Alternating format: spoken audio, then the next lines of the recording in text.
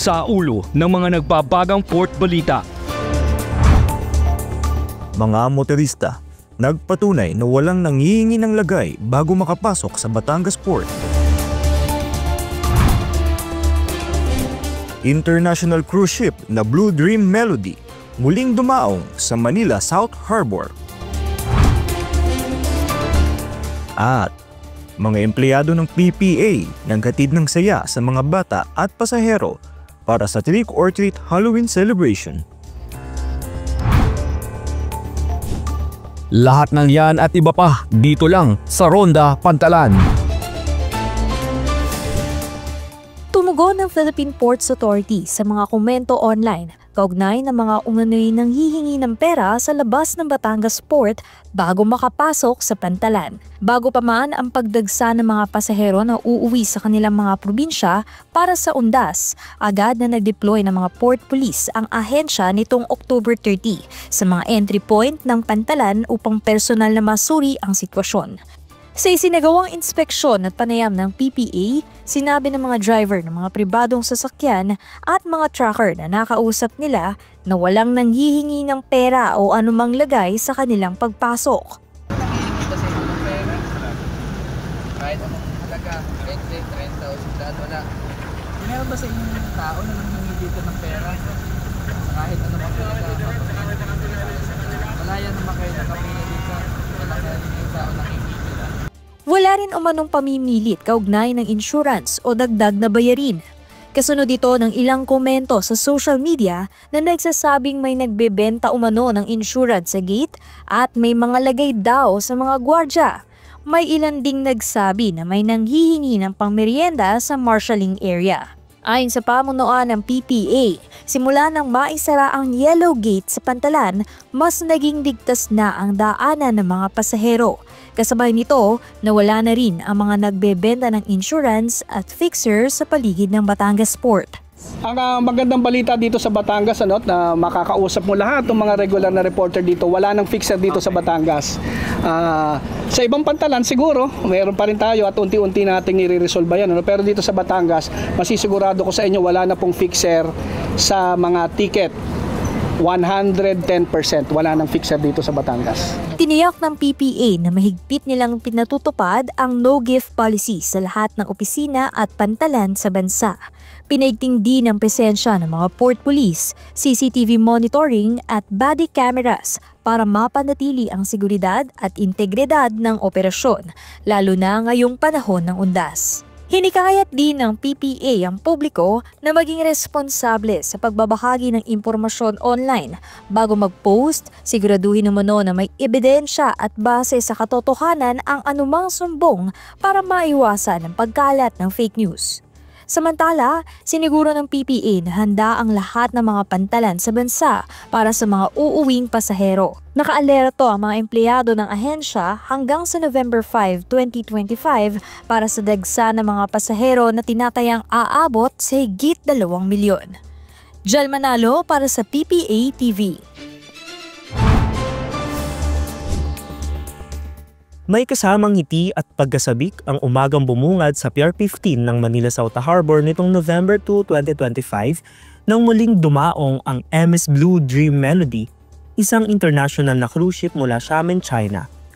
Bandang alas 11, unti-unting bumaba sa Pantalan ang mahigit 1,000 pasahero na karamihan ay mga Chinese national.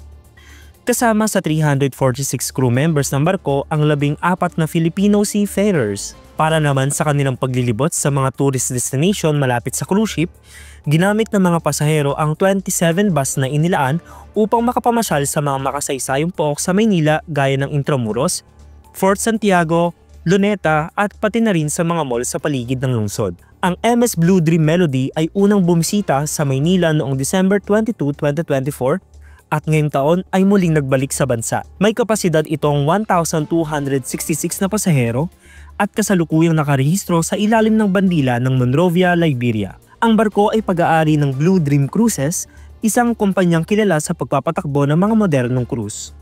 Sunod na pinuntahan ng MS Blue Dream Melody ang isla ng Boracay. Ang pagdating ng barkong ito ay patunay ng patuloy na pagtitiwala ng mga international na cruise line sa Pilipinas bilang isang pangunahing destinasyon sa rehiyon. at nagpapakita ng kahandaan ng PPA sa pagtanggap ng malalaking cruise vessel sa pamamagitan ng ligtas, epesyente at magiliw na serbisyo. Steve Beranya para sa PPA TV. Hindi lang mga pantalan ang abala ngayong undas, kundi pati ang mga opisina ng Philippine Ports Authority na pansamantalang nagmistulang haunted house ng saya at kulay para sa taunang Halloween celebration. Sa PPA Head Office, umabot sa 278 na bata ang lumahok sa masayang programa nitong October 29, 2025. Nagmistulang mini costume parade ang paligid.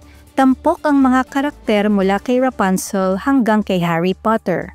Isa sa mga pinakahinintay ng mga bata ang Best in Costume Contest kung saan tig-10 lalaki at babae ang tinanghal na panalo. Hindi rin nagpahuli ang mga empleyado ng PPA. Nagpasiklaban sila sa Best Decorated Department Contest para sa malikhaing Halloween setups. Sa pagtatapos ng programa, sabay-sabay na naglibot ang mga bata at magulang para sa trick or treat. Bawat departamento ay may kanya-kanyang gimmick. May mga nagbihis ng nakakatakot, nagbigay ng candies at laruan at higit sa lahat, ngiti at saya sa bawat batang dumaan. Sa iba't ibang bahagi naman ng bansa, kanya-kanya ring Halloween celebration ang mga Port Management Office ng PPA. Sa PMO Batangas, katuwang ang Asian Terminals Inc., nagdaos ng Halloween party noong October 30. Tampok dito ang costume contest at pamimigay ng candies sa mga batang anak ng mga empleyado at tenants. Sa PMO Agusan, ginanap ang Ahoy for the Treats, celebration sa Port of Nasipit.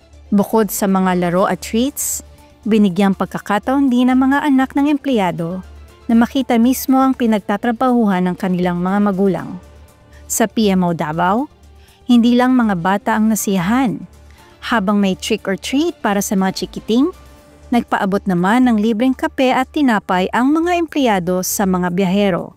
Masaya ring ipinagdiriwang ng PMO Eastern Leyte Samar ang Halloween sa pamamagitan ng Share a Treat activity. Namahagi sila ng candy sa mga pasahero habang tampok naman ang mga malikhaing dekorasyon at nakaaaliw na costumes ng mga empleyado.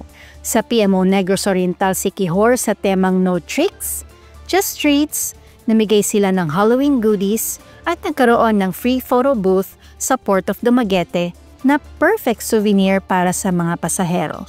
At sa PMO NCR North katuwangan To Go Travel, naghatid ng saya sa mga batang pasahero sa Northport Passenger Terminal ang pamimigay ng loot bags at candies habang naghihintay ng biyahe.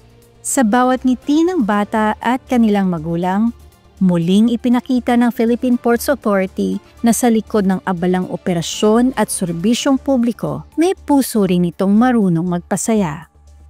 Karen Ancheta para sa PPA TV.